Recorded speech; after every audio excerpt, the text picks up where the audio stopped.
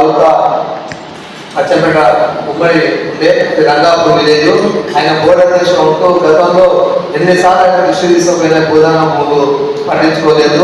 అయితే ఒకసారి ఈ సర్వోదయ మండలి గాంధీభవన్ ఆఫీస్ పోయి ఇట్లా ఎవరు కార్యక్రమం ఒకసారి ఇసుకలో రాష్ట్ర మహాసభలు ఉన్నాయని మన గిరిప్రసాద్ సుజాత మేడం చెప్తే ఆ రోజు శంకర్ నాయక్ గారిని కలిసి మేము చెప్పడం జరిగింది.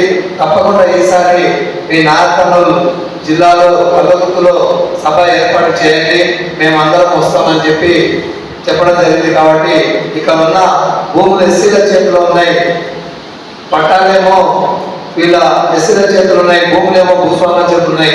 చాలా వల్ల రెడ్డిలు ఎల్మాసులు చేతులు ఉన్నాయి. అంతెందుకు మా తిప్పలి విజయంలోనే 58 ఎకరాలు పేరు మాత్రమే భూదాన భూములు ఇవ్వడం జరిగింది.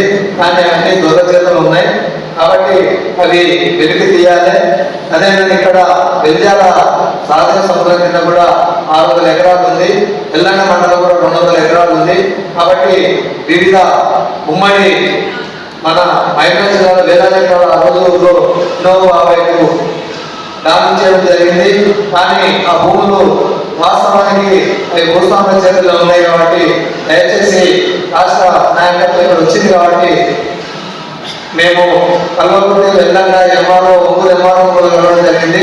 రేపు ఈ ప్రోగ్రాం తర్వాత మేము జిల్లా కమిటీ నవీనంగా మేమంతా పోయి అన్ని మండలాల ఎంఆర్ఓలకు ఇచ్చి నిన్న కల్వకుర్తి ఎంఆర్ఓ గారికి కూడా ఇవ్వడం జరిగింది. భూదాన భూములు ఎక్కడెక్కడున్నావో రేపు సోమవారం కూడా లిస్టు ఇస్తామన్నాడు.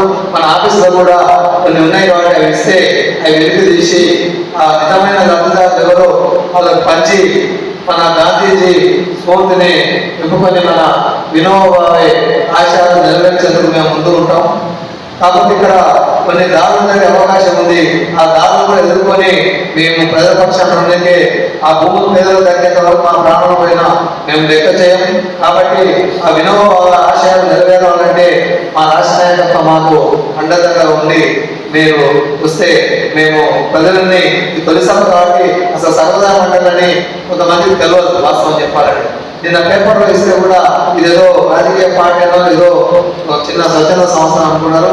కాబట్టి ఇది భూదాన దేవ భూమిని నిన్న అన్ని గ్రూప్లలో కూడా తాలూకాలో 3,000 మందికి ఇప్పటికే పోయింది. పేపర్లు కూడా రావడం జరిగింది. కాబట్టి ఆ పత్రికలో కొంతమంది భూదాన భూములు అనే విషయం రాయలేదు, సర్వోదయ మండలం రాసింది.